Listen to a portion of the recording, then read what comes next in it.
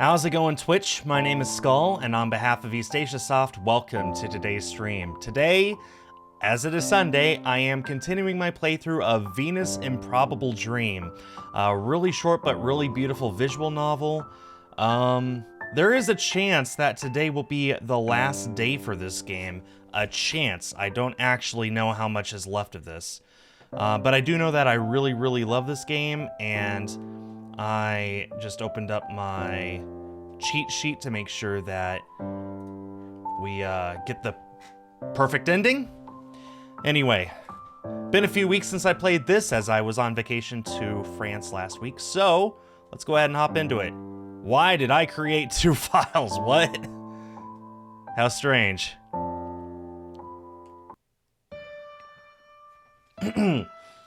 Here we go. It's the day of the concert. At long last, our hard work is paying off, and we are about to perform Venus with Haruka in front of the world. Let's see how it goes.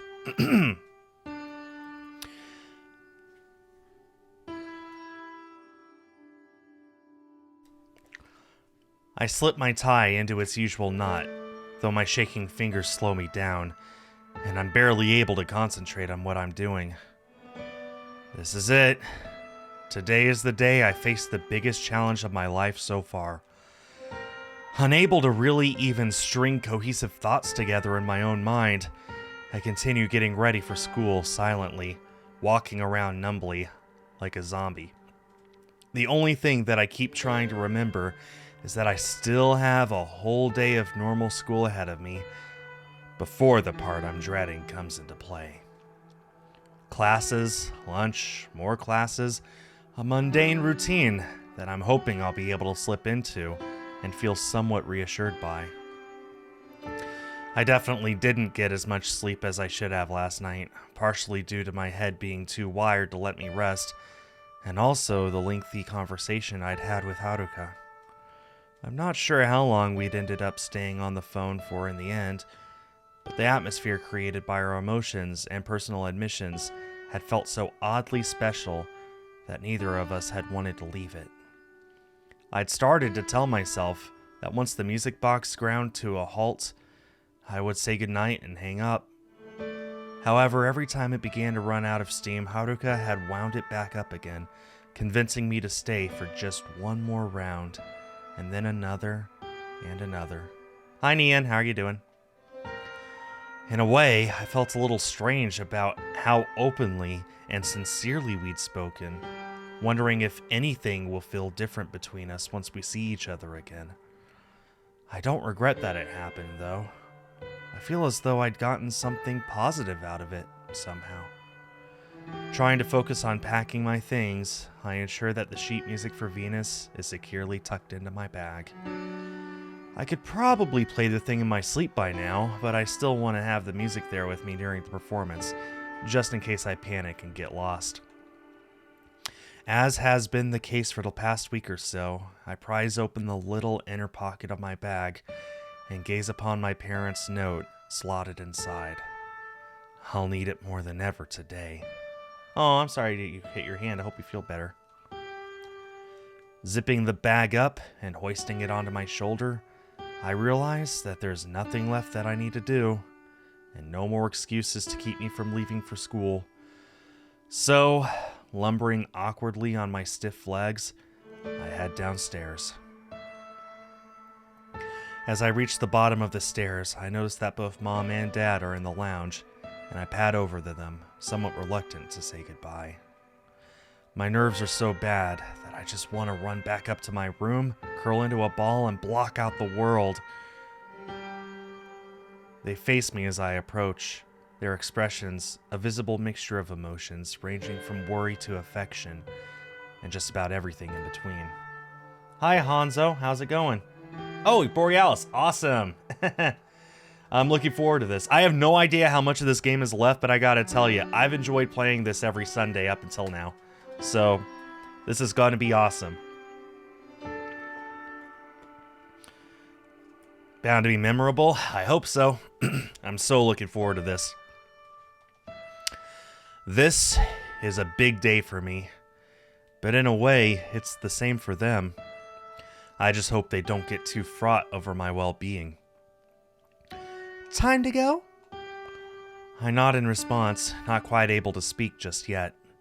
They both shoot me compassionate, caring looks, and it warms me like a beam of sunlight that I don't want to move away from.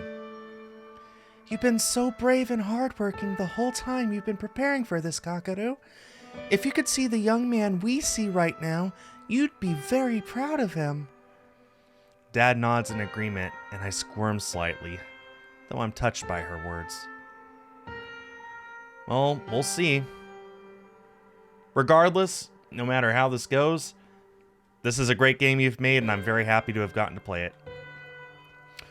You know that we'll never be disappointed in you, whatever happens today.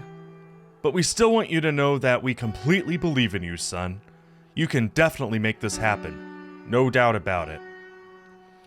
Their love fills my chest with flutters as I listen to them speak, and without really even meaning to, I step towards the both of them, craving a stronger reassurance. Without hesitation, they close the gap between us and scoop me in their arms. We share the close three-way hug for a few long seconds, and I spend all of them trying to absorb as much strength and courage from it as possible. When we pull back and separate, both of them are wearing smiles directed at me with pride, and I look back at them without wavering, so grateful that the wall I'd put up between us is no longer there. We'll see you there, son. We might not be able to talk before the show, but you know we'll be there the whole time. Nodding gratefully, still struggling to make myself speak due to the tremors of both fear and emotion running through my whole body, I straighten up, trying to hold on to the warm feeling they've given me. Bye for now, Kakaru, and good luck. I nod again, bowing slightly in an awkward, inadequate display of respect that is nowhere close to the amount that they deserve, and head out of the door. Glancing up at the board as Matsumoto-sensei explains what he's written, I feel a little strange, as though I'm not fully present in the room.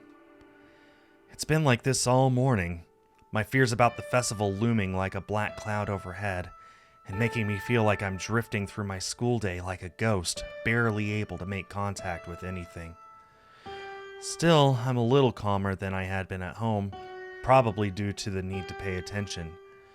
Despite this, I feel my entire nervous system spike with a jolting shock as my phone suddenly vibrates against my leg. God, I'm so on the edge that it felt like I'd been stabbed or something. Stealthily fishing it out of my pocket, I check the notification, turning the vibration off just in case whatever this is turns into a bunch of replies. It's Haruka. When I open her message and see what she sent, memories of yesterday come rushing back into my mind. You don't need to cut my finger off. What about you? That's right, we'd pinky promised after school. Thanks to my horrible nerves, I'd actually forgotten about it.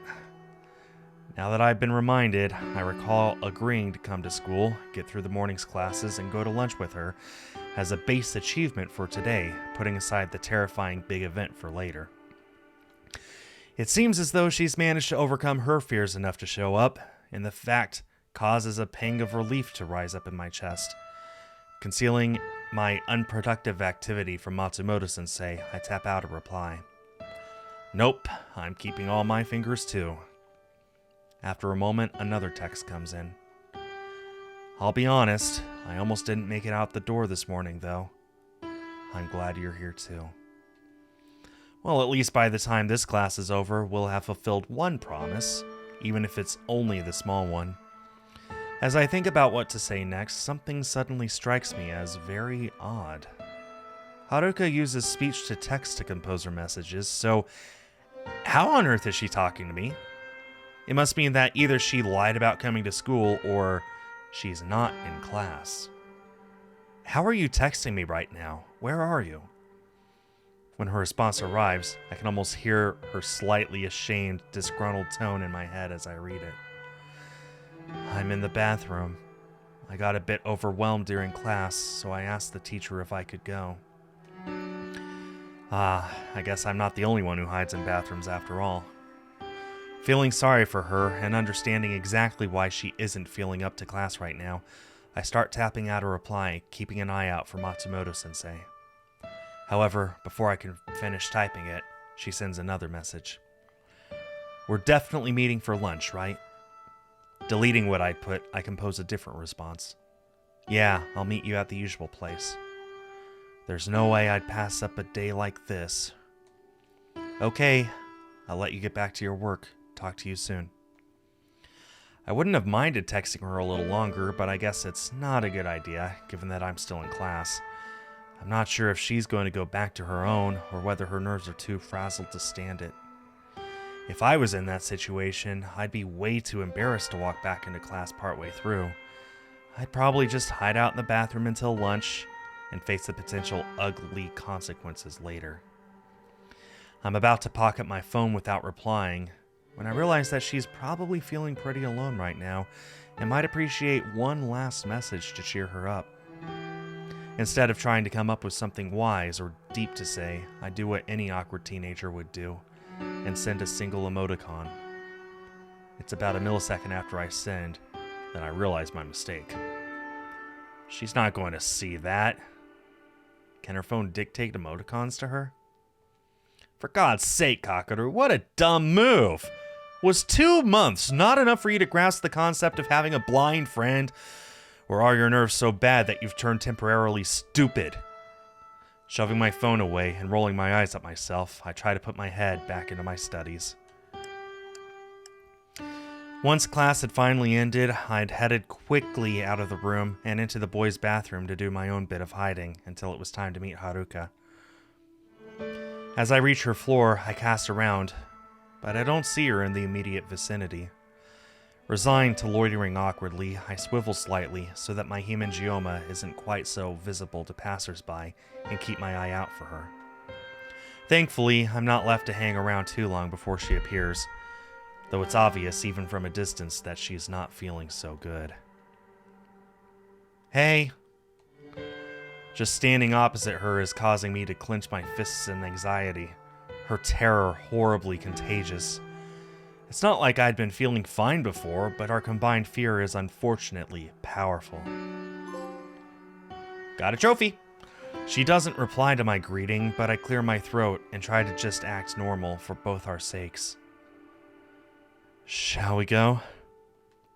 She nods wordlessly, and we start to walk towards her eating spot. However, before we get very far, she grinds to a halt in the middle of the corridor, looking conflicted. Somewhat alarmed by it, in my fragile state, I simply stop and wait for her to explain herself. Oh, thank you, Borealis. I don't think I can eat right now. Makes sense. I think the only reason I'm wanting to have my own lunch is to try to steady myself and continue clinging to the idea of normality for the short time that we have left to do so. It'll still be difficult to eat on a nervous stomach, though. Wondering what to suggest instead, an idea hits me. What we both need right now is to be away from everyone in a quiet, relaxing space. Our lunch spots come pretty close to providing that, but there's one place that beats them hands down. Want to go to the CD room? I blab the words quickly before they get stuck in my throat, and Haruka turns the thought over in her mind silently before nodding with a rattled hum of agreement. Adjusting our course, we head back towards the staircase. Neither of us had spoken again on our way here, but once we'd arrived, I'd told Haruka to choose any CD that she liked. I don't mind what we listen to as long as we can be alone and try to chill out somewhat. Sitting on our usual chairs just as we always do, we let the sounds of the music wash over us, and it creates enough of a calming atmosphere that we start to seem at least slightly less agitated. Haruka still isn't saying a word, and I don't push her to either. The two of us are well versed enough in comfortable silences by now that we can just sit here and not feel guilty about the lack of conversation. That's how we remain for a little while, taking in the soft music she's chosen and trying to regain control of our feelings. After some time, a piece comes on that I recognize, something gentle and lulling and featuring only a piano. I shift slightly in my seat at the somewhat familiar melodies, and Haruka's gaze drifts towards me, following the sound. Debussy. She murmured the words so quietly I almost hadn't heard her, but I guess she's ready to break the silence at last. Debussy. That's the name of the composer. It rings a vague bell in the back of my mind. Yeah. There's another brief drop in conversation, and then she speaks again. Really famous. It's part of a larger piano suite, and Debussy himself actually wasn't going to use it for anything at first because he thought it wasn't good enough. Luckily, a publisher made an offer for it, and he changed his mind. Her love of the music causes her voice to grow more confident as she relays this information to me, and I find myself grateful for it as it helps me uncoil some of my tension too. Good job he did. She nods thoughtfully, and I regard her with a strange combination of emotions.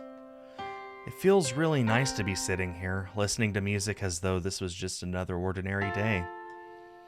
At the same time, however, I'm awash with a desperation to cling to it, so much so that it's almost overtaking my enjoyment of this reprieve. I feel like Haruka might be experiencing a similar thing, so I don't voice my concerns, as she won't want to be reminded of her own. Instead, I rack my brain for other things to talk about now that we're able to speak properly. As several possibilities flood my brain, I settle on something that I've just remembered that makes me feel like a real dumbass. Did that last message I sent earlier work? I can't believe I did that. Talk about dropping the ball. She raises her head, taking a moment to recall what I'm referring to. The smiley face? Huh, so she was able to understand it somehow. Yeah, I didn't think before I sent it. How did your phone dictate it to you? Like that. It literally said the words smiley face. Oh.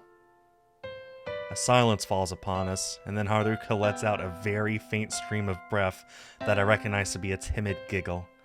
Amused by the silliness of the conversation, I chuckle myself. We both indulge in the moment for a few more seconds, before our stunted merriment subsides. It feels as though the air around us has grown a little lighter, less sodden with our collective internal anguish. After contemplating the ground for a second, Haruka looks up at me. Thanks for this. I've been a mess all day so far. Ditto. There's no point explaining why we're all out of sorts today, so we don't address it. We also don't talk about the fact that our time in this calm sanctuary is running out, our last lunch meetup at the school year. We just sit and drain every drop of solace from it. The only other time this serenity is broken is when Haruka expresses one last scrap of gratitude. By the way, thanks for last night, too. Just, all of it. Her cheeks turn ever so slightly pink as she says this, and then her gaze moves away from me slightly, conveying a faint shyness. As I eye her, unsure as to what exactly she's thinking, I note that maybe things aren't entirely different between us, as I'd anticipated that they might be, which is a relief. However, nestled within the apparent normality of her demeanor, there might still be a tiny spark of something that I can't quite identify. Something that brings back that odd sense of incompletion that I'd had last time we'd been in here, as though there are other words that haven't yet been spoken. Whatever they are, she still seems happy about last night's conversation. Glad that the two of us are still here, teetering on the edge of what could be glory or oblivion, and though my own will is shaking, I resolve to keep doing whatever I can to help myself stay by her side. No problem. As we both knew, our time in the CD room couldn't last forever. We'd had to prize ourselves away in the end and head back to class. It's almost time! I'd lingered in the stairwell and watched Haruka as she'd gone back into her classroom, apparently comforted enough by her lunchtime peace that she'd felt able to return to her schoolwork. Glad of it, I'd been a little more calm during the afternoon's classes.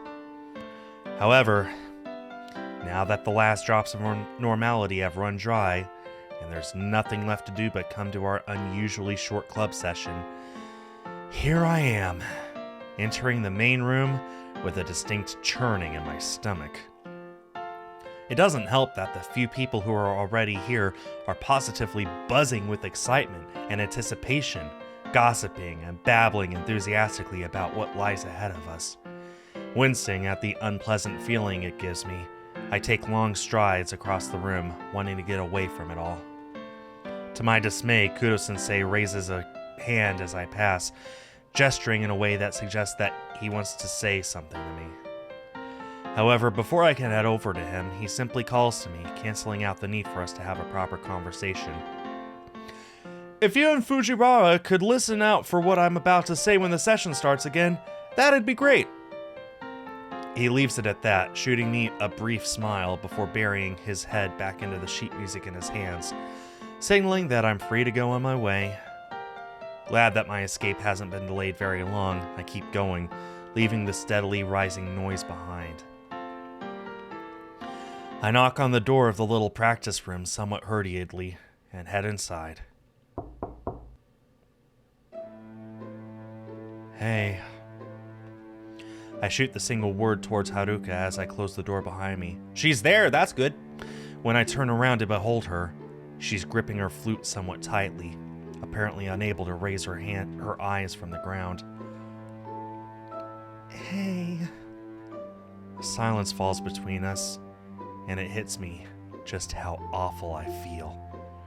We'd been able to coast along before, moving with the tide of the day, but now that we're here, there's nothing we could do to avoid facing what's waiting for us. Having regressed back to barely being able to speak due to our growing jitters, we both fumble for a moment, and then Kudo-sensei's instruction pops up in my head again, so I try to steady myself in order to communicate. We need to listen again. I clarify my inadequate sentence by opening the door slightly, and a flash of comprehension crosses her expression as she hears its hinges creak, nodding wordlessly. Stiff and lost in our own terror, we simply stand there without speaking until Kudo-sensei's voice rises above the drone of the other club members, our cue to pay attention. I push the door open properly, and once more we peek out into the corridor to hear what he has to say. He takes a few minutes to give an impassioned speech about how wonderful the festival and the club's performances will be, as I'd partially expected, considering how much of a vehement love he seems to have for music. As he speaks, addressing different club members and praising their hard work, and expressing his admiration and gratitude to the group for everything that they've done, a rapidly increasing sense of detachment begins to come over me. It feels as though Haruka and I are standing on a raft, slowly drifting further and further away from everybody else on the shore, not included in the sense of belonging that they share. The two of us are all alone, terrified and cast away. I do my best to listen as he moves on to more business-like topics, going back through the instructions that we need to follow once we arrive at the auditorium. He then reminds us that we currently have just less than 30 minutes to practice before it'll be time to leave. I find it difficult to concentrate, but once he concludes his speech, calling for the group to begin a run-through of their piece, I snap out of my reverie long enough to realize that we don't need to be standing out here anymore. We both duck back into the room, the door closing behind us with an ominous thud, as though closing the lid of the metaphorical coffin that we're in. For a moment, neither of us move an inch or say a word, but after a few seconds of hearing nothing but the clock ticking away, Haruka manages to break the silence. Let's play? I guess we'd better. Our 30 minutes flew by way too quickly. We'd managed to push out a few run-throughs, albeit a little more shakily than we usually would, and now we're packing our things away in preparation for heading to the auditorium. In a way that makes that both of us nearly jump out of our skin, the door of the room suddenly bursts open without warning, and Haruka almost drops her folder in shock. Kudo-sensei greets us with a smile, although it quickly gives way to a look of partially veiled worry. "Just making sure you're ready to go." He says this casually, but I can tell from his expression that he's pretty concerned about us not making it to the auditorium, and I guess I can't blame him. We both nod, and he puts on a relieved demeanor, though it seems to be a bit of a forced act, as though he's not entirely convinced. "Glad to hear it. We're all heading out now." After hesitating for a moment, he steps back into the corridor, letting the door swing shut behind him. For some reason, the fact that he seems somewhat on edge about the two of us, or Haruka at the very least, is making me even more nervous. I guess he must be quite surprised that Haruka's gotten so close to the performance this time, and is anxious to make sure that she goes through with it. On top of that, he's had me to deal with this year too, so I'm sure that he's not feeling great about having two highly anxious performances in his club. Shoving my unhelpful thoughts to the side, I look at Haruka, who's apparently ready to leave, flute case and cane in hand, although her anguished expression suggests otherwise. Ready? She stutters the word out feebly, as if doubtful of her own question, and a dense cloud seems to roll overhead in my mind, shrouding me in pessimism. No, I don't think either of us are ready. However, by some miracle, we are still here, and that's already more than either of us had expected, so we might as well try to keep going in whatever precarious way that we can. With that in mind, I tell a little lie of my own. Yeah.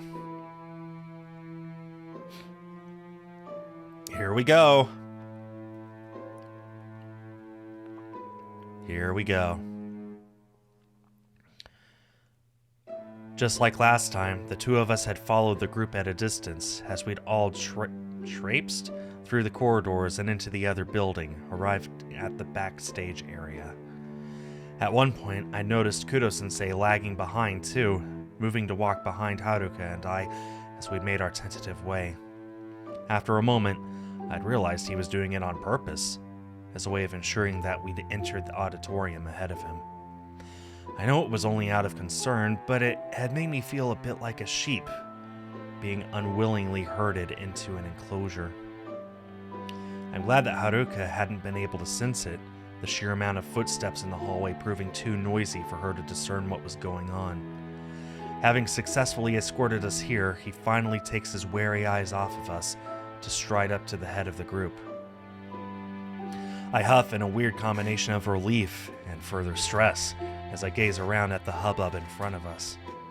Not only is the music club here, but several other large clusters of students that I don't recognize are milling around closer to the stage, evidently ahead of us on the bill of tonight's show. Judging by the sounds that are blaring from the auditorium itself, the festival is already underway. I guess that means that our parents are already here too, sitting in the seats that Kudo-sensei had called up to us from Wednesday. I feel somewhat disappointed that I hadn't been able to at least say a quick hello to mine, as I'd appreciate some kind words right now.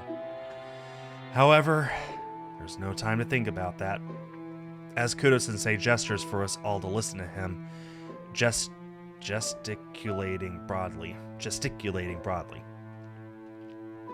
Our group clamors around to him with anticipation, and I do my best to filter out the noises around us and pay attention. You all know what to do at this point. Get your instruments and sheet music ready, and keep your minds on the task at hand. Please remember that there are plenty of other students here who are trying to prepare too, so keep it down, and no playing out loud.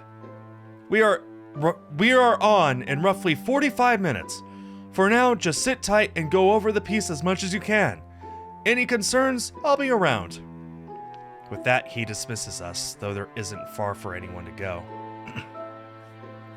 Most people take to the seats spread out across the back wall. getting out their instruments and chatting excitedly amongst each other.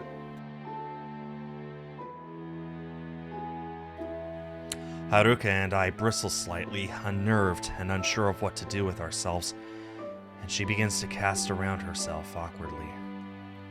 I crane my neck, looking for some free seats that aren't too close to anyone, and spot a few further down towards the stage.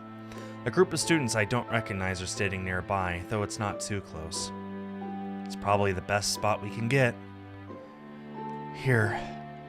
I stride towards the seats slowly at first, so that Haruka can get a gauge on where we're going, and then we head over, sitting down stiffly. This backstage area feels so much more uncomfortable than the other day, when it had been practically empty. However, there's nothing we can do about that, so resigning ourselves to our circumstances for now, we set about the only thing we can really do for now. Wait. Despite the fact that Kudo-sensei had told us we'd arrived, that the music club's turn was in 45 minutes, it seems like Haruka and I sit here for hours. Physically, we're still in the room, but mentally, we're completely adrift from the constant throng of activity around us. All the while, we remain silent, too internally shaken and anxious to say a word. The other students chatter and laugh, getting a warning look from Kudo-sensei whenever they grew too loud, which causes them to lower their voices. The groups of unfamiliar students ahead of us steadily disappear as they take their turn on the stage, leading our group to shuffle down the line of seats in order to let those who are performing after us enter the room. As the last set of people trot up the stairs to begin their performance, leaving the music club at the front of the line, a whole plethora of unpleasant feelings sweeps over me, binding me in an invisible vice grip. I can't believe what I'm about to attempt to do. I can't believe I've got to this point. And even now, I still don't know if I can rely on myself to go through with it. Beginning to grow restless, I lean forwards in my seat, my elbows on my knees, propping my chin up.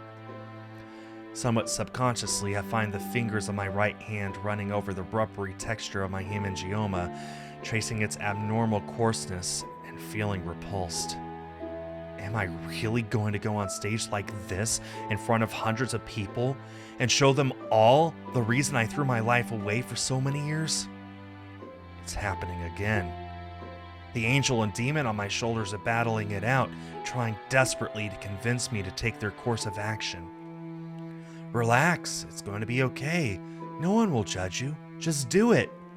No, don't! No one deserves front row seats to the freak show that's your face. Get the hell out of here! The conflict grows so cacophonous inside my own head that I almost want to shout out loud for it to stop. I don't even know what my own opinion is anymore, or what I'm going to do when they call us up to play. As I'm reeling in this mental torture, I sense a shifting next to me and turn my head to see Haruka squirming slightly, clearly as unsettled as I am. She turns towards me, although her eyes don't quite land on me. Do you think our... She has to take a breath in the middle of her sentence to steady herself. Our parents are here now? Yeah. I imagine the four of them were so excited that they'd probably arrived early, maybe even before the doors were open to the public. Hey, secondhand anxiety is great for writing anxiety characters. It makes it more believable. At least there are good endings among it all. That's true.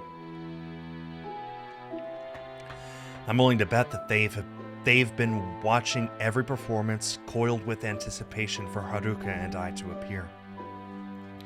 She doesn't say anything more, and though I'm struggling to even think straight, I want to say something to console her. You know, your parents are really great. They'll be so happy to hear you play. Both sets of parents are behind us all the way, and it's comforting to know that they're out there rooting for us, even if it seems doubtful that we'll actually go through with our performance.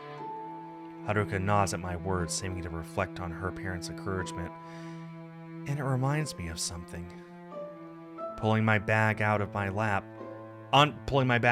my lap from the seat next to me, I delve into the inner pocket, pulling out the note my own parents had written to me.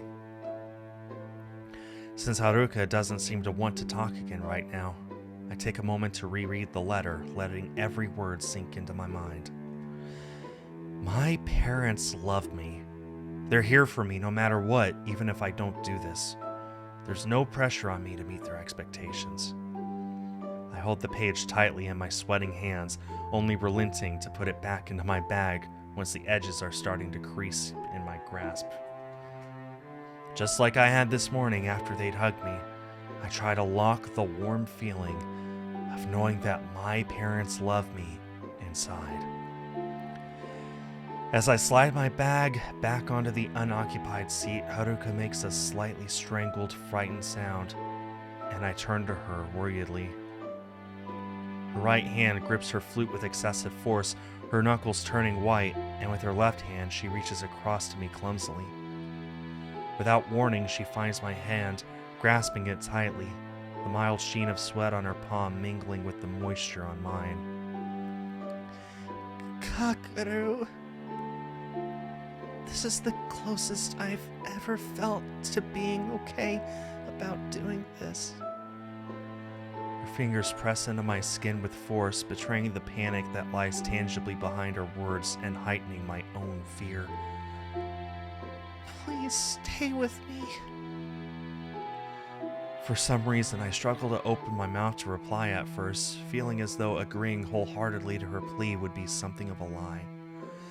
Despite my desperate desire to stay true to what I promised, to be by her side and see this through with her, I'm becoming more and more terrified by the second, losing sight of rational thought.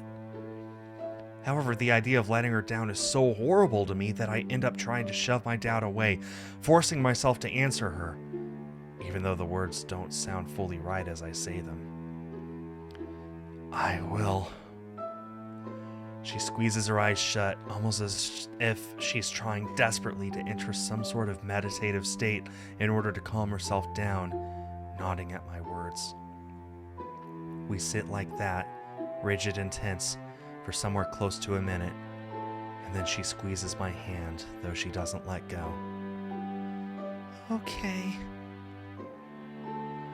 The two of us remain hand in hand, our nervous heat combining and growing where we touch, and after a few minutes a sound rises up over to our left, causing us to jump slightly.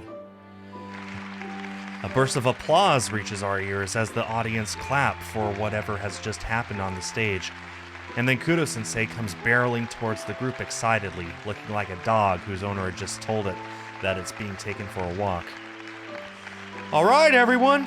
Our group performance is after the Poetry Club's last act. Gather yourself on the stage, make sure you got everything you need, and get into formation. Quick, quick!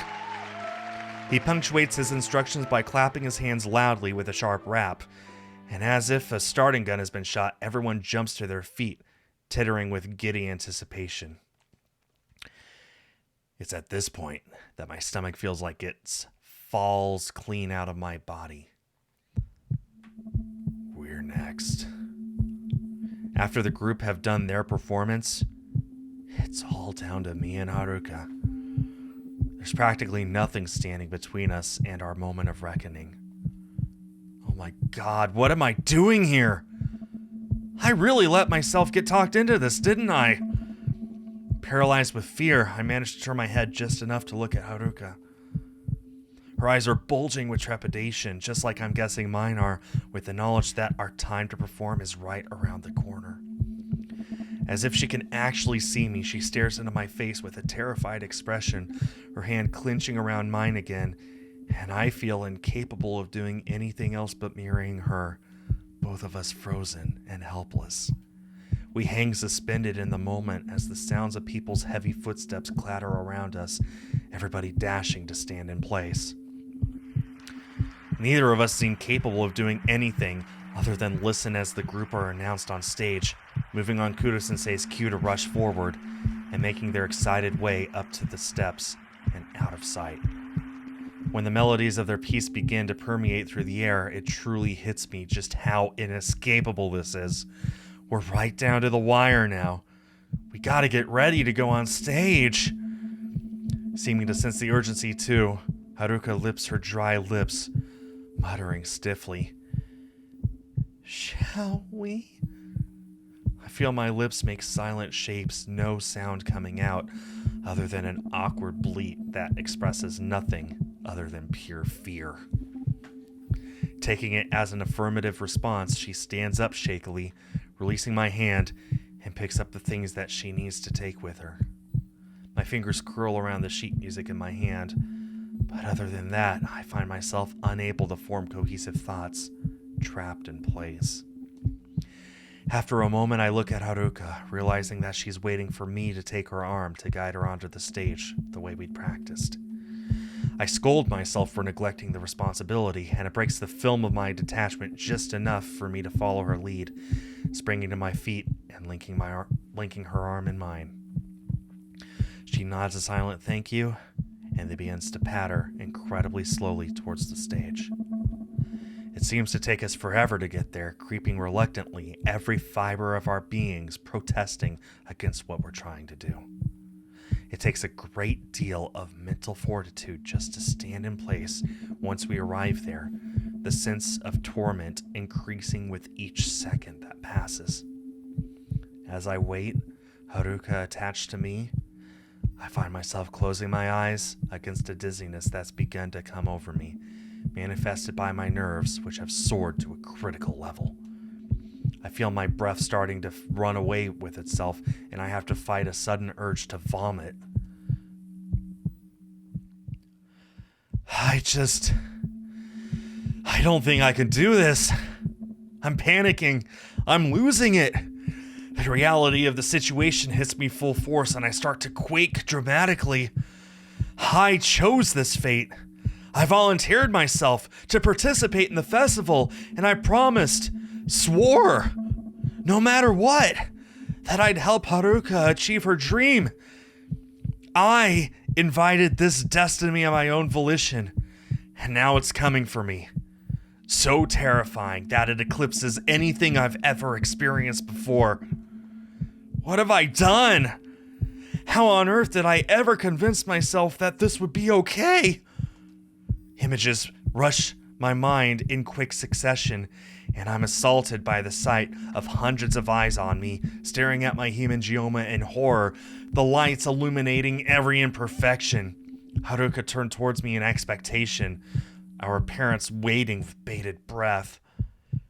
The room begins to spin, making me feel as though I'm about to fall over, and the sense of dread within me becomes absolute. This is too much. Snapping my eyes open, I turn my head to glance at Haruka. I can feel the tremors of fear coming off her and radiating into me, but at the same time, she remains somewhat steadfast. Her eyes convey a cutting sense of suffering, but I could still see a twinkle of hope buried within. She might finally be ready to do this after all these years, and I'm running the risk of ruining it all for her by giving in to my trepidation? I can't just destroy everything that she's worked so hard towards. But at the same time, I feel so caught up in my own feelings that it's almost impossible to wrench myself away. As I gaze at her, taking in the way she's visibly coaching herself through every moment, a horrible realization comes over me, one that pierces me with complete guilt. I've lied to her all this time, haven't I? I've never told her the reason I'm so anxious. She's taken my terrified nature for what it is and continued to support me without ever questioning where it comes from. She has no idea what I really am. I feel like such a piece of shit. Not only do I feel unable to go through our promise, but I also couldn't even find the guts to be honest with my problems, concealing my biggest flaw for my own selfish reasons. I'd almost told her once, on the day she'd had that breakdown in the practice room, but I'd been too chicken to just say it. Disgrace racks my body and mind, and for a moment I go to open my mouth, to speak, to really tell her what I've hidden this whole time. Haruka is my best friend, my closest ally, my whatever we are now, the person I can trust more than anybody else. Surely if there's anyone in the world who wouldn't judge me for my visual sins, it's her. The thought rings loudly in my mind as I stand there, gripped by indecision. The idea of letting my secret slip, so horrifying to me. What if it is too much and she recoils from me?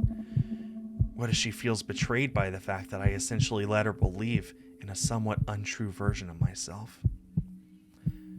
I don't know what to do.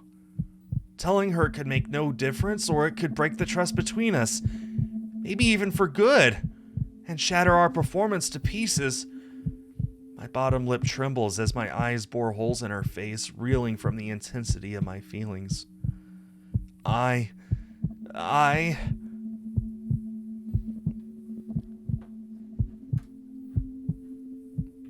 was going to pick this anyway. She's your friend, Cockadoo. Simple as that. And you're hers. I think I need to say it.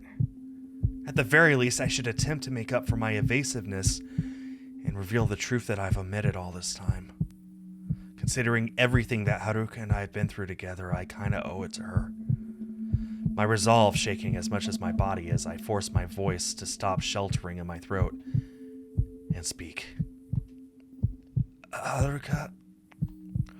Seeming surprised to suddenly hear me talk, she twists a little to look towards me, her movement wooden from fear. Huh? The sight of her innocent, unassuming eyes is almost too much for me, and I curse myself as I hesitate, momentarily unable to summon the words I want to say. Cockadoo? The sound of her questioning spurs on me to just get this over with, and I swallow awkwardly, already hating the sound of what I'm about to say. I've been hiding something from you. As I struggle with myself, I watch as her brow creases deeply in concern, her expression intensely worried by the admission.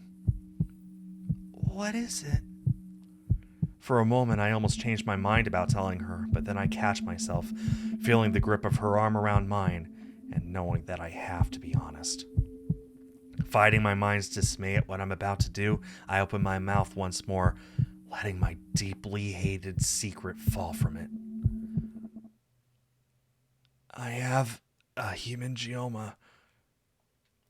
In the seconds that follow my confession, she doesn't reply, seeming both shocked and confused, and despising myself with every word that I say, I elaborate. It's a birth defect. A massive, disgusting thing on my face. It's fucking horrible. My whole being winces at how badly my self-esteem writhes in agony, and I feel almost close to tears. That's why I'm so nervous, why I hate being around people. I can't stand being seen. That's what I've been so scared of all this time. The thought of performing on stage.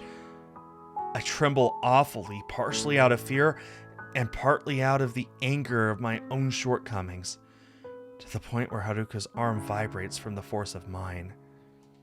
I truly hate myself in this moment for having to tell her something so vile and repulsive about me. With my last sentence, my voice grows high and weak with sorrow and guilt, praying internally that she won't hate me for it. I'm so sorry. I didn't tell you. A dense silence drowns us, with only the distant sounds of the music coming from on stage wafting in the background. For an undeterminable amount of time, Haruka simply looks at me, her face a picture of bewilderment, trying to comprehend what she's heard. She pulls her arm out of mine in dismay, shifting backwards slightly as she turns to face me more directly, and I can only imagine what's going through her head. Who is this stranger that I've trusted all this time? What does he look like, and what else has he concealed from me? In utter despair, I brace myself for the negative response that I feel certain is coming, closing my eyes in anticipation of it. A lifetime seems to pass, during which Haruka does nothing but stare at me, intensifying every terrible feeling that arises in me. For a moment, I'm reminded of the very first time I met her, before I'd known that she was blind, and the way she'd apparently cowered in fear at the sight of me. I know now that she'd simply been frightened in the presence of a stranger. But given what I'd just told her, and how she's struggling to respond, I know darkly that the reaction I'd mistook for horror might as well be the truth now.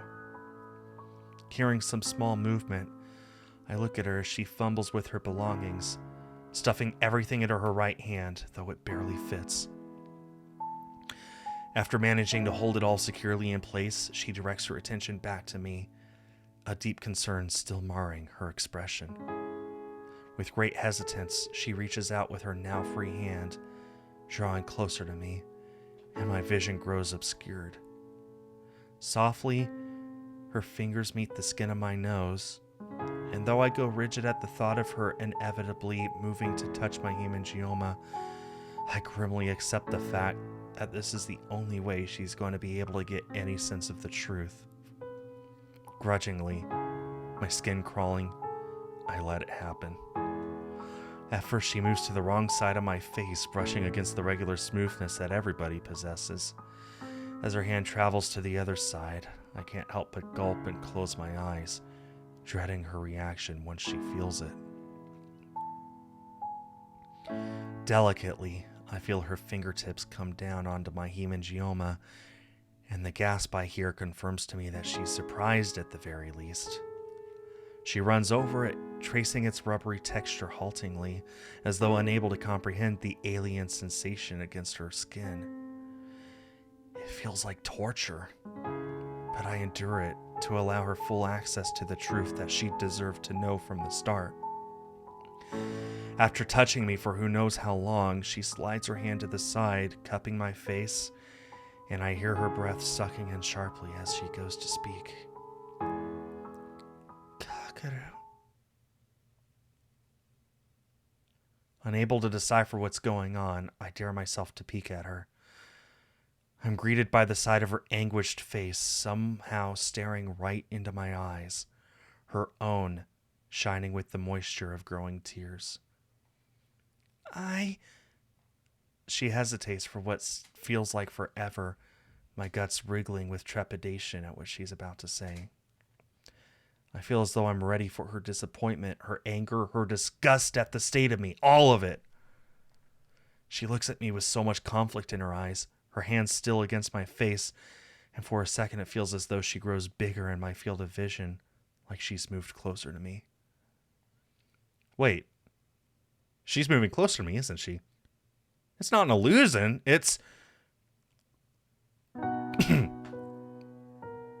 Hello! Oh, it was so beautifully done.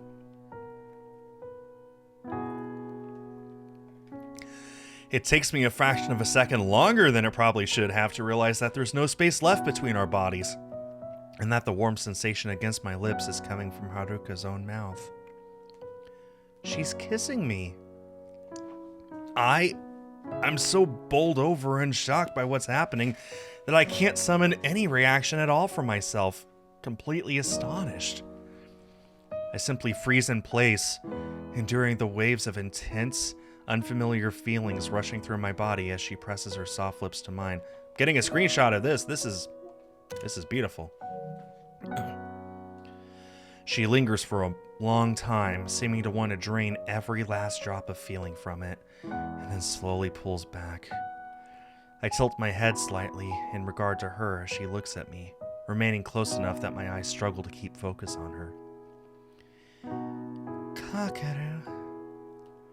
As her cheeks flush considerably, her eyes seem to flood with something that I can only describe as genuine fondness, betraying an affection that I didn't realize that she would ever feel this strongly for me.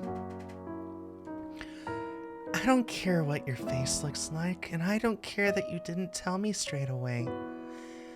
Her thumb strokes my hemangioma unflinchingly, suggesting that she isn't bothered by its hideous texture at all. I just like you for you. I always have, and knowing this doesn't change anything. I still want to be with you, to laugh with you, and be close to you. and to play Venus with you if you feel like you can. The sheer magnitude of everything that she's just said to me nearly sweeps me off my feet as I behold her. I feel so incredibly touched at just how highly she actually regards me, and how her apparent feelings for me make the whole issue of my hemangioma irrelevant. I don't need to hide from her at all, do I? She values who I am over what I look like, just like my parents do, and the knowledge of it truly strips away any remaining scraps of awkwardness between us, born from my fear of her finding out my truth. I'm genuinely struggling to process this. Haruka doesn't care that I'm disfigured, and she likes me. Likes me! Somebody feels that way about me? I almost physically buckle under the weight of the torrent of emotions that comes over me, and I hear my own breath faltering as I gasp, trying to steady myself in the face of such a revelation. My mind attempting to make sense of everything, I consider the question that I'd left hanging. She wants to go out onto that stage and play Venus with me, if I could bring myself to join her. I won't lie, the idea is still terrifying. But in the wake of having been kissed and told that my appearance is irrelevant, I'm beginning to feel like none of the fear matters anymore. Sure, the audience will have their own reaction to my hemangioma, but Haruka will be with me, supporting me with her flute, with her affection, with her heart. Somehow it makes me feel on top of the world to have her here on my side, no matter what. Exhaling shakily, I can't help but smile as I open my mouth to reply at last. Let's do it, Haruka. Let's make this dream come true. My words cause her to break into a huge beam, the corners of her eyes creasing as she smiles so widely, visibly ecstatic to hear my response. She giggles gleefully, her breath wafting gently against my mouth, and then closes her eyes. Gently, yet firmly, our lips meet again. As the milliseconds pass by, my awe at this whole situation gives way to a feeling that I never expected from myself. Something that I thought I'd go my whole life without experiencing, that makes my body seem to move on its own without my conscious direction. I raise my arms, wrapping them gently around her frame, and instinctively lean into the kiss, increasing the pressure between us. I feel her emit a soft sigh humming against me, and I truly give in to the thing that I think I've been teetering on the edge of for a while now. Something that resembles love.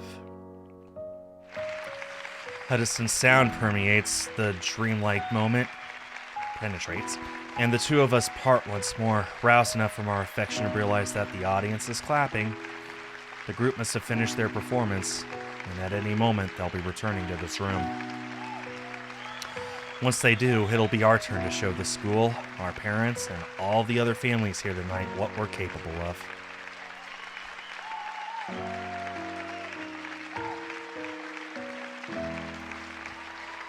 Growing slightly embarrassed at the sudden intense shift in our relationship, we both giggle airily, our faces turning red, and Haruka fixes me with a happy gaze as she speaks. Ready? Ready as I'll ever be. We both seem to silently acknowledge the fact that we're still petrified of what we're about to do, but at the same time I think a newfound courage has taken over us. Praying that it will be enough to get us through, I release her from my grasp. We arrange ourselves back as we were, side by side with our arms linked, and only seconds later, the group comes trotting down the stage stairs, escorted by Kudo-sensei. Everybody has victorious looks on their faces, him included, so I'm guessing that their performance had gone well. For a moment, I wonder if our faces will look like that once we finish playing, or whether we'll fold under the pressure instead. I have no real way of telling what'll happen, but I find myself without enough time to properly consider it. Kudo-sensei sweeps towards me and Haruka, seeming exhilarated from being on stage, though concern begins to enter his expression as he regards us. All right, you two, are you ready to go on? Neither myself nor Haruka can answer him adequately, still incredibly unsure of ourselves, but nevertheless, we nod in response, trying desperately to hold on to the feelings of joy we just experienced and let them bolster our courage. He looks at us in a sort of perplexed manner, as though he can't believe that we're still here, agreeing to go on stage. Me too, Sensei. I don't think anybody would have predicted this in a million years. Well, that's wonderful. I'm so pleased for you both. You're going to knock them dead out there, I promise. Don't be afraid and give it your all. I can't wait to hear it. His enthusiastic encouragement springs from him jovially, and I can't help but smile a little. It was a really effective moment, Borealis. He's a good teacher, and I'm glad that it had been him to advise the music club as opposed to anybody else. I don't think another teacher would have sympathized with us quite as much as he has. He nods with a sense of significance, and then the voice of the announcer sounds over the speakers ahead of us, causing me and Haruka to turn to face the stage. We hear our own names reverberating around the auditorium, and instinctively squeeze each other's arms with trepidation, our nerves spiking once more. The announcer finishes his introduction, and I turn to Kudos and say one last time. He gazes at me with an earnest reassurance in his eyes, as though he's wishing us both all the luck in the world. Off you go! The 3 words cause a huge jolt of fear to rage within me, but I swivel back to look at Haruka, waiting to see her reaction to our moment of truth.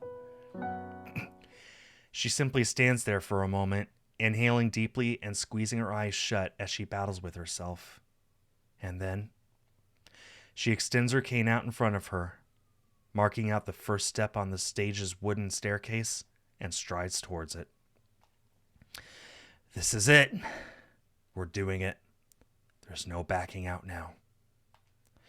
Haruka has committed fully to our performance, come hell or high water, and bound by my sense of responsibility, as well as my newfound affection for her, I've got to do the same. Surrendering every ounce of common sense I have in me, I lift my foot off the ground and let my body subconsciously do the rest, and the light around us grows darker with each step as we reach the tide-bound curtain. I spy the stage ahead of us, waiting for our presence, and though nerves are bailing up in my throat horribly, I allow Haruka to pull me onwards. As soon as we step out, the lights brighten to illuminate us in that horrible white glow that I hate. It causes me to flinch as I cross the stage at Haruka's side, unable to raise a hand to hide my hemangioma if I wanted to, as my free arm is linked with hers. I try to channel every aspect of my being into simply concentrating on the task at hand, which at the moment is to guide Haruka to the right spot in front of her microphones. However, as I turn her towards them, my vision fills with the overpowering sight of the completely full auditorium, totally packed with bodies, clapping upon our arrival.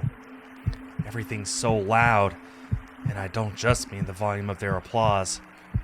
The lights, the sheer scale of how many people are in front of me, the weight of this moment's importance, it all hums in my head frantically, pervading all of my senses in the most invasive way.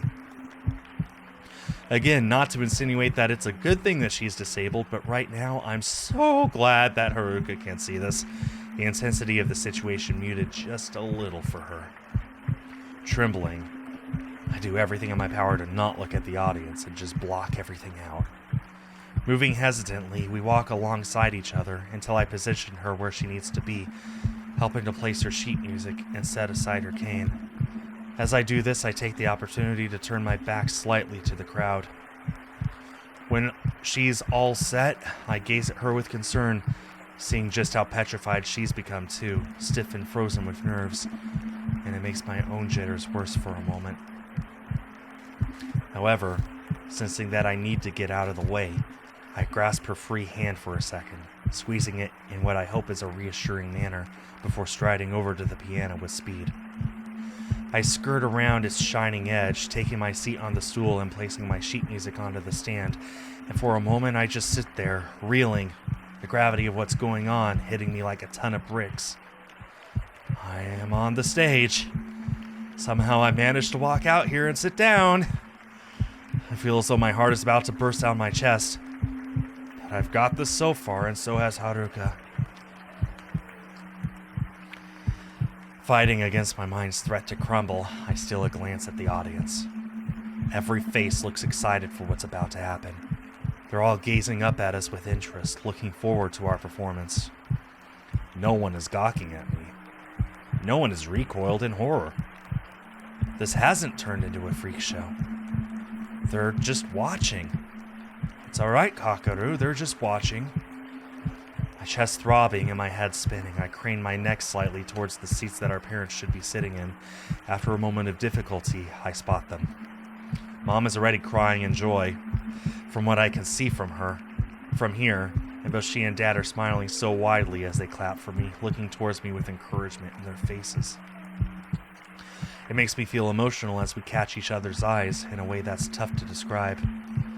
Haruka's parents are sporting similarly emotional expressions as they look at their daughter, and I find myself dearly wishing that she could see how happy they are. I watch her as she seems to remember Kudo Sensei's instructions about where they'd be sitting, turning to look in their direction for a moment.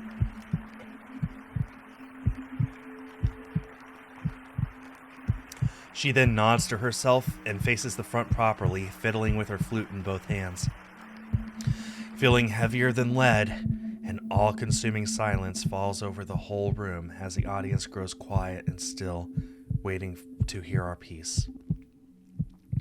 The stage lights soften at last to bathe us in color, and my breath catches in my throat as I realize that our moment of truth, has arrived. I find myself unable to tear my eyes from Haruka's form, my view mostly of her back from where I'm situated, terrified and waiting for her instruction. I watch her chest heave with deep, ragged breaths as she turns slightly towards me, fighting her own terror.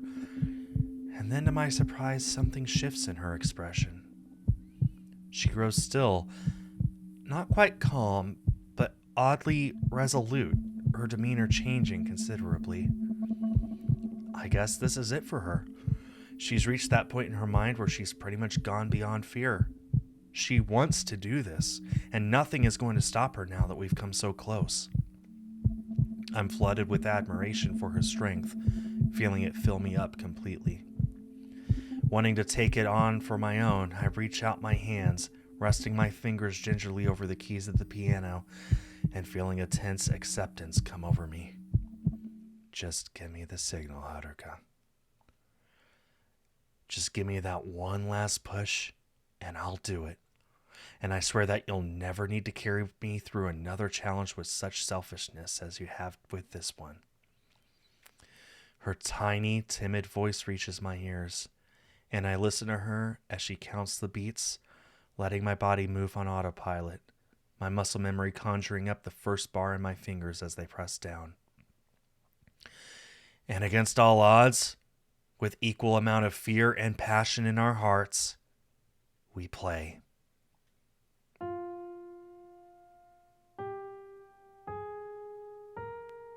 Oh, wow. You actually put it in it. Yes! Oh, wow. I was wondering if we would hear this. Oh, it's beautiful.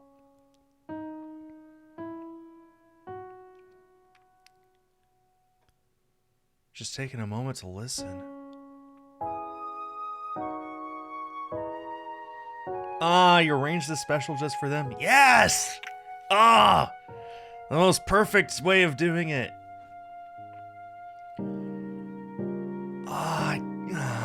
That's beautiful. The whole world seems to stop turning to listen to our music, every set of ears and eyes locked onto us with rapt attention. Haruka and I allow ourselves to become lost in the sounds we produce, letting our anxiety steadily give way to other emotions. Venus winds its way out of our minds through our bodies, our instruments, and into the air for all to hear, finally finding its voice through us at long last. I feel incredibly strange, as though my consciousness isn't fully in my body, but at the same time acutely aware of certain sensations. It's a really odd juxtaposition of feelings, something that makes it seem as though I'm in a dream. As I focus on my parts, I can't help but be swayed by the way Haruka is playing. Her nerves aren't apparent at all, and she's more full of passion and love than ever before, as though she was born to do this, giving herself completely to the music. She sounds beautiful, and it filters into my body and mind, spurring me on to play better myself, aching to accompany her as perfectly as possible. Forgetting about the lights and the hundreds of gazes on us, I pour myself into the music with everything that I have. I become so moved at how special this moment is, how incredible it is that we're doing this, and how privileged I feel to have been made a part of it all. Haruka chose me to be her musical partner, to be her friend, to be even more than that. She gave me this wonderful chance, and I can't be more grateful to her. I don't even want to think about my old life anymore. I want to embrace this new one with her by my side. This is gorgeous.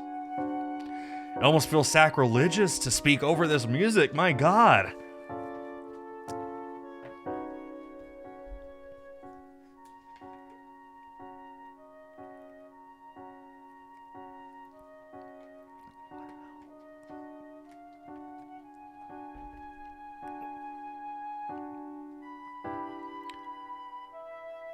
That's so beautiful.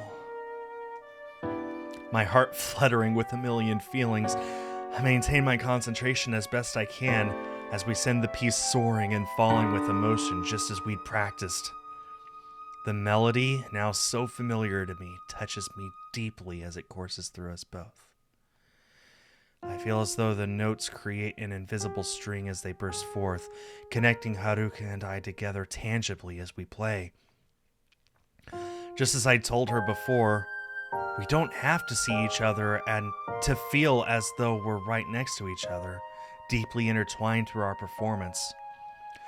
The piece goes on, swelling to its crescendo, and the two of us let our intense feelings rush through us as we hit the final notes with a crash, sustaining them dramatically to the end. I watch Haruka intently, and at the moment her breath stops, I release the piano's pedal, jerking my hands off the keys simultaneously. Our sounds decay away to pure silence in unison, bringing Venus to its end. I don't want it to end, it's too good! Alas, nobody makes a sound or moves a muscle. The room is so quiet you could hear a pin drop. And then...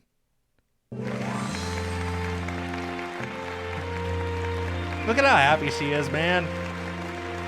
The entire auditorium erupts into fervent applause, cheering and whooping for us as the lights come up again brightly. It takes me a second to settle into the moment, having been so spellbound by the precious atmosphere of our performance. But then it truly hits me. We did it! After all that anxiety, uncertainty, and torment, we made it happen! I jerk upwards from the piano stool in both disbelief and elation, barely in control of what I'm doing, snatch up my sheet music, rushing to Haruka's side. I reach out for her hand, and as I grasp it, she looks at me incredulously, tears welling up in her eyes. Our fear dissipated at long last, we gaze out into the crowd, absorbing their adulation and positively buzzing from it. And as I scan the faces, I catch sight of my parents again. Both Mom and Dad have tears running down their cheeks, and I see that Haruka's parents are exactly the same. As I take in the sight of our happy family, so ecstatic to have witnessed us do this, my own composure cracks and I start to cry too. Big, embarrassing tears of joy. I never thought that this day would come, and yet here we are, celebrating our victory. My chest surging with so many feelings as I survey the scene, I realized that I don't care about my hemangioma anymore. I'd walked out here with it on full display, as it is now, and in the end, nobody had cared, valuing the music I'd helped to make over my appearance. Feeling more free than ever in my life, I turned back to Haruka, realizing that I should help her get her things together to exit the stage. As she faces me, her pure, unadulterated ecstasy clear as day, we both burst into overjoyed laughter. This is everything we ever wanted. She told me her lifelong dream, and we held it together between us, made it our dream, nurtured it with love, and brought it into reality. The world has finally heard our voices, seen our talents, and showered them with praise. She no longer needs to wish for a miracle. Yeah, that's a flute, Lamb. The performance that we'd wanted to give and the people that we'd longed to become, it's all come to fruition. All this time, it was never an impossible dream, only improbable. Our wonderful, terrifying, heartwarming, improbable dream.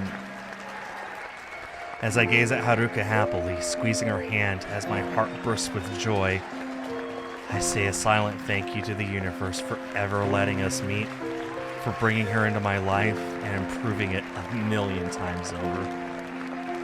I'm so happy.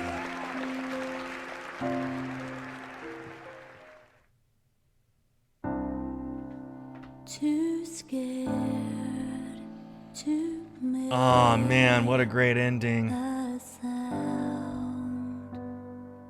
Just let me fade Ah, so good. into the Borealis, my hat's off to you, sir. Well done. Bravo. Encore. always so Oh, so good. critical.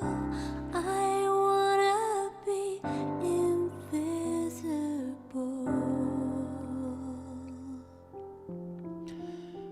Whew.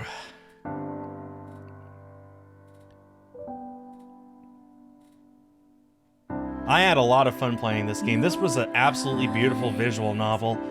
Short, simple, but beautiful. That's all I need.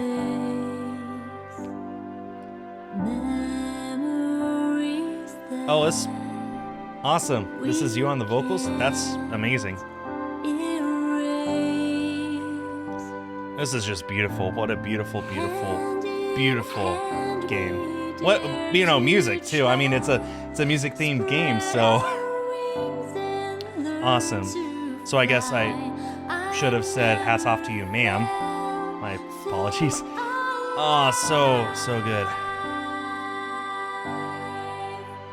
Shout out to Yui for his months of tireless work and dedication. Yui! With you Solaf, you too. I want to Everyone here, all of you. we made Shout out to you, all of you. Thank you so much for helping to make this game happen. man I can't forget Oh man. the gift you gave to me. And thanks to you, the player, for experiencing this improbable dream with me. To believe Memory of Robert Brock. Aw, you were worth more than pennies. Aw. to trade. Look at how happy she is! Hug her, Kakaru! Hug her! Hug her! We're all good. They hugged. They kissed. Aww. October. The heat of summer is beginning to leave us, giving way to cool breezes, and as always, Haruka and I stride through the school corridors together, content in each other's company. It's difficult to describe exactly what I went through that night when the two of us gave our performance at the festival, but what I do know is that I haven't been the same since. The entire experience had been so affirming for both of us, helping us to realize that we really were capable of achieving our goals no matter how unlikely our success had seemed. I don't think either of us have fully come down from the euphoria that we'd felt when the whole auditorium had burst into raucous applause, the tantalizing cacophony of it all lingering in our hearts and minds. Our parents had gone absolutely loopy that night. In a good way, of course. We thought we'd never hear the end of how amazing our performance was and how proud they were of us. So many things have improved since then. Encouraged by the positive experience I'd had, I'd started to feel a lot more indifferent about my hemangioma, realizing that for the most part, it's really not the curse I'd built it up in my mind to be. It'll take a while to break stubborn old habits, but in general, I'm gradually beginning to drop the evasive rituals that keep me hidden from sight. I no longer hide in the bathroom before I go to meet Haruka, and I don't feel the need to be the last person in and first person out of the classroom as urgently as I used to. Eating meals with and talking to my parents is just a natural thing now that I don't even waver about. It's like I'm slowly demolishing the walls that I'd built around myself brick by brick. I'm still uncertain as to whether they'll ever fully disappear, but I'm content with the fact that it's happening at all, feeling ever more free to be myself with the passing of time. Haruka's changed too. She still has her nerves just like I do, but I'm noticing that they're lifting similarly. She seems to walk with a certain self-assurance now, though it's starting out small, and she's a little more bubbly, laughing and smiling more openly. Her tentative nature regarding her surroundings will probably always remain due to her disability, but since she's probably more determined than ever to make sure that it doesn't define her, she's making progress. Besides, I think she feels more confident when her hand is in mine. Oh yeah, that's different too. After the events of the festival, I hadn't been sure how to view what had transpired between us while we'd been waiting in the wings to perform at first. A part of me wondered if she'd simply acted on the spur of the moment, caught up in the emotions fizzling wildly within us both. However, once I'd worked up the courage to ask her about it, we decided not to let those first fleeting kisses be our last. The old Kakaru would never have even bothered dreaming of being able to say this, but I guess I finally have my first girlfriend. We'd spend our summer vacations seeing each other as often as we could, listening to music and just being together. On a couple of occasions, our parents came with us to visit, and the six of us shared a meal together. They know each other better now and seem to get on very well, particularly our moms. In fact, the two of them spend enough time sharing giggly, whispered chats while looking at Haruka and I with mischievous glee that it started to seem suspicious. Non-serious note to self, introducing them might have been a mistake. That aside, our summer had been great, and I'd started to catch up on what I'd been missing out on in previous years. I'd enjoyed long phone calls with Haruka on days when we hadn't seen each other, and we'd gone to the city together when we'd felt up to it. Now that we're a month into our final year at school, our focus on music is sharper than ever. We'd started learning new pieces, writing a list of everything that we want to try, and have already agreed that we're going to perform at the end of the year festival. It's the last one that we'll ever see, and thanks to how we'd managed to finally break the ice and go through with the previous one, there's no way that we'd let this opportunity slip. We're aiming to give the best performance we can, and this time, the thought isn't terrifying, but exciting. I'm not sure what the future will hold for us after we graduate, but for now, I couldn't be happier with how things have turned out. I made my parents proud, reflecting more of that carefree little boy that I used to be, and now he's always present inside me, peeking out with a grin during moments where I fully let my guard down. I started to gain a tentative confidence that I've never really had before, feeling comfortable in my own skin, hemangioma and all. I found something that I genuinely enjoy doing and want to keep pursuing for as long as I can. Playing music is no longer simply a requirement of my membership in the music club, but a hobby that I relish indulging in whenever I can. And against all odds, I found the person I adore, who inspired me to take those first frightened steps into this more positive future, and who I wish to share all of this with. I found Haruka, and she shone her fragile little light into my world and helped me dream again. Our lives aren't perfect, still flawed in their own ways, but as long as I can be by her side and hold her hand, knowing that we'll always have each other's support, then I think everything will be all right.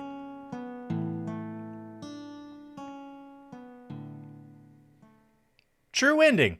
Woohoo! Since it's a VN, there are other endings. Just so you know, if you watch this and you were wondering, you know, if I bought this, what else is there to do than what Skull did on stream? Tons. I got one ending. I got the best ending. There's a lot of other ones, including a rather good ending. So, ladies and gentlemen, that brings Venus Improbable Dream to an end. I had a lot of fun playing this game. Beautiful, beautiful game. I cannot sing my praises enough, Borealis. You made it really, really good. Huh, what a perfect way to end this. So, thanks to everyone who's been here. Thanks to everyone who watched this series. I always appreciate people who stick through, and there were a lot of people who were interested in watching Venus. We consistently got a lot of viewers during these streams, which was awesome. I loved playing this. I've already decided what my next game is that I'll be playing on Sundays. I'm not going to spoil it for you guys. Mostly, I just want to sit back and just appreciate this beautiful game. Honestly, if you guys are on the fence about it, please get it. Pretty please. I'm not being paid to say to go get it.